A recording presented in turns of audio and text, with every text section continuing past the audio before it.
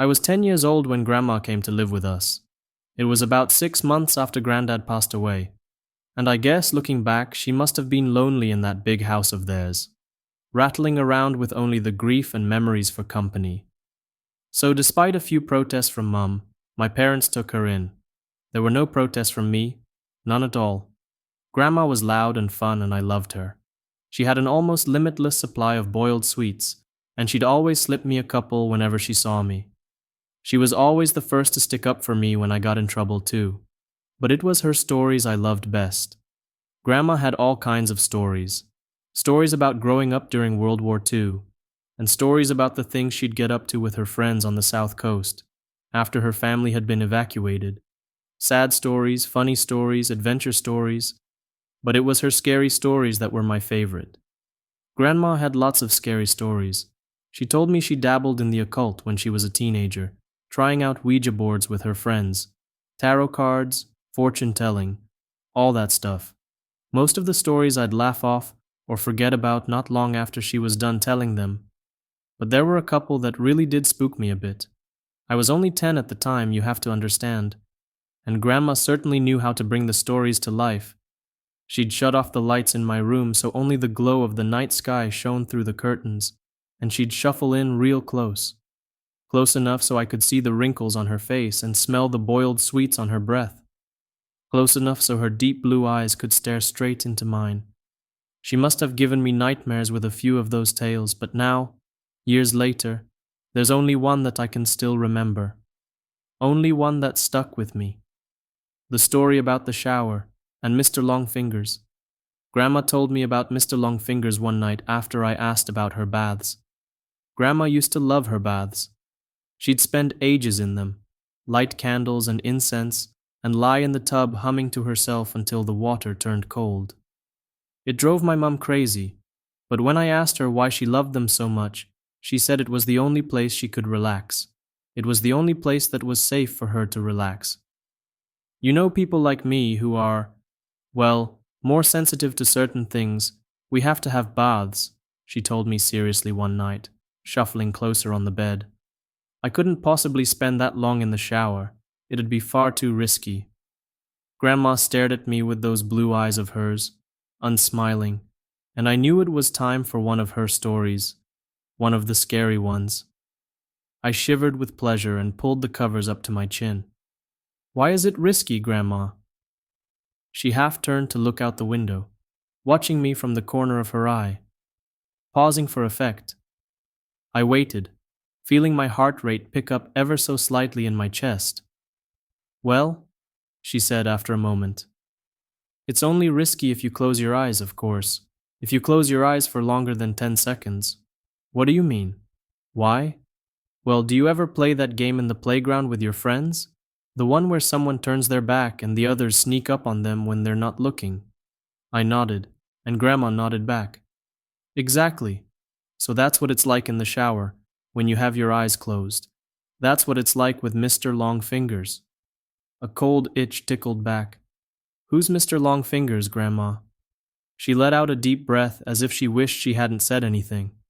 Turned her head back to face mine. When she next spoke, she'd lowered her voice.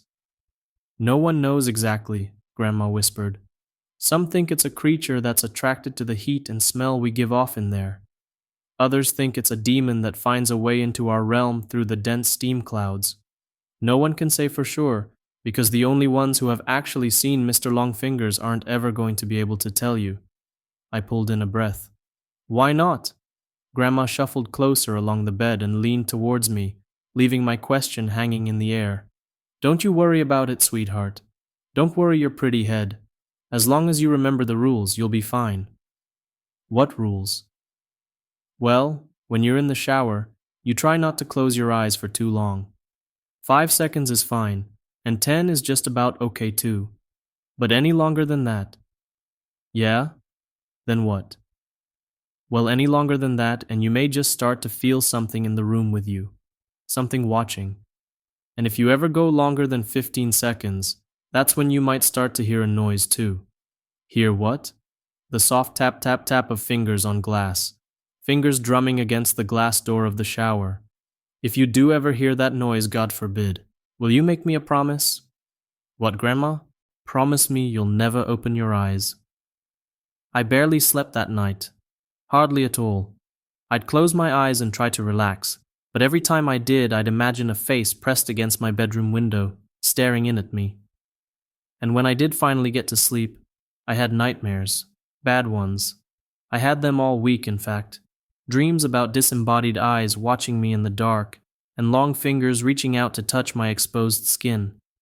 It wasn't any better when I was awake either. Not really. The shower was the worst. That's when Grandma's story really got to me.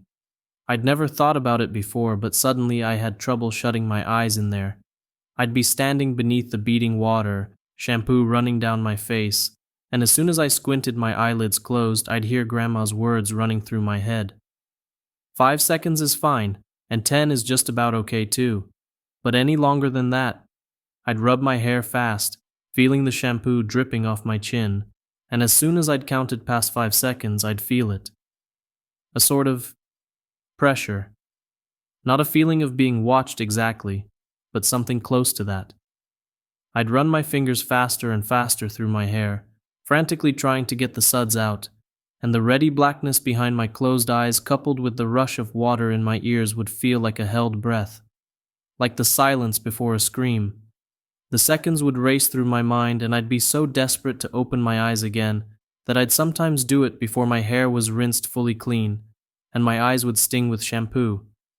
But before I shut them again, I'd always be sure to peer out through the steamed glass door of the shower cubicle, just to make sure I was still alone.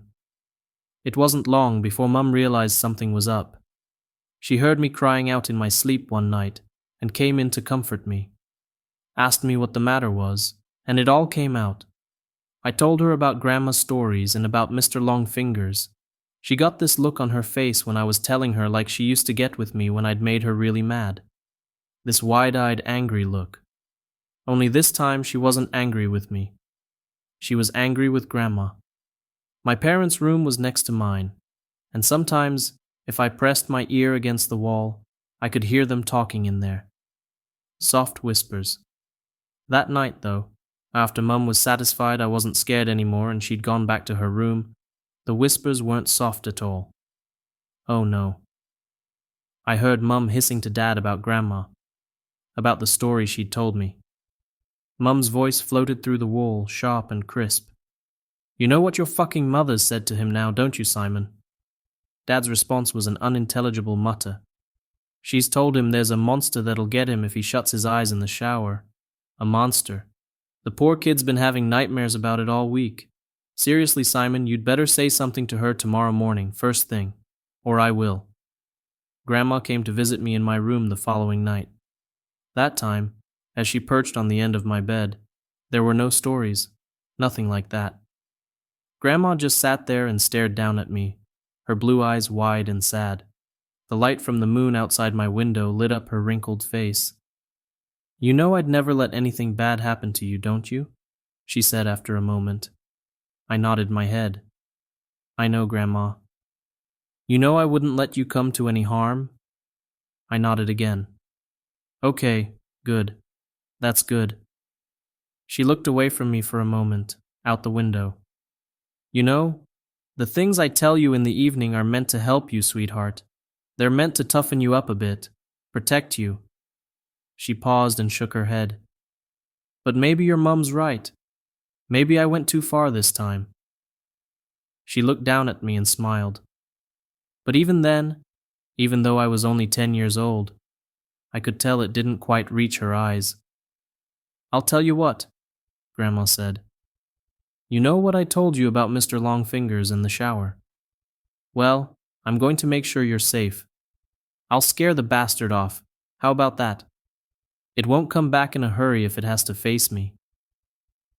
I stared up at Grandma, watching her face glow in the moonlight, watching her smile down at me. I nodded my head once. I was the one who found her. I don't know when exactly it happened, but I'd guess it was about a week after we had that talk in my room. A week after she told me she wouldn't let me come to any harm. I woke early that morning from a bad dream, to a heavy thumping sound. I sat bolt upright in bed. My room was quiet around me, and I couldn't hear anything from the wall that joined my parents' room either. But the house wasn't entirely silent. Floating down the hall, muffled by my closed door, I could hear the sound of rushing water, the noise of the shower. I leapt out of bed and ran down the upstairs hallway, heart already pounding in my chest. As soon as I reached the closed bathroom door, I started banging on it. A deep terror was welling up inside me like cold water from a well, something I couldn't place, and I kept banging and shouting, "Grandma!" over and over again, even though she didn't respond.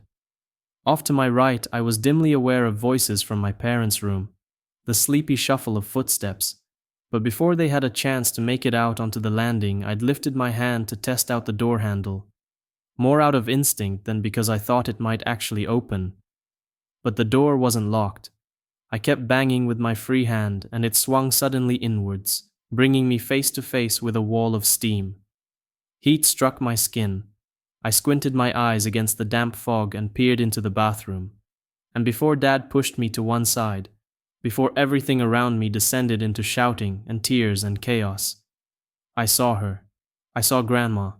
She was lying naked on the floor in the shower cubicle, the water beating down around her, blue eyes bulging from her face. One hand was curled against her chest, like a dead bird, while the other trailed against the glass of the shower cubicle, the flailing finger marks she'd carved through the steam still clear and fresh. It was a heart attack that killed her. That's what my dad told me. He said Grandma was old, and the thing had struck her quickly and suddenly. She would have died fast and without pain, Dad said. She wouldn't have suffered. I knew better, though. Even as a 10-year-old kid, I knew better. And years later, writing this as an adult, I still know better. I also know my wife and kids resent me for refusing to have a shower in the house, for insisting everyone take baths. They pretend it's okay, and they humor me, but I can tell they don't really understand it. Not at all. My wife thinks she does. She thinks I still carry the trauma of seeing my grandmother dying in front of me when I was little. I guess she's right in a way. But she doesn't know the full truth. Nobody does. And no one would believe me even if I told them. No one would believe me if I said the reason I don't take showers, the reason I haven't had one since I was 10 years old, isn't because I'm scarred from the sight of a dead body. It's because all those years ago when I crept back into the still hot bathroom after the paramedics had taken Grandma's body downstairs, I made sure to check the marks her fingers had carved through the steamed glass of the shower cubicle. And those marks weren't just on the inside.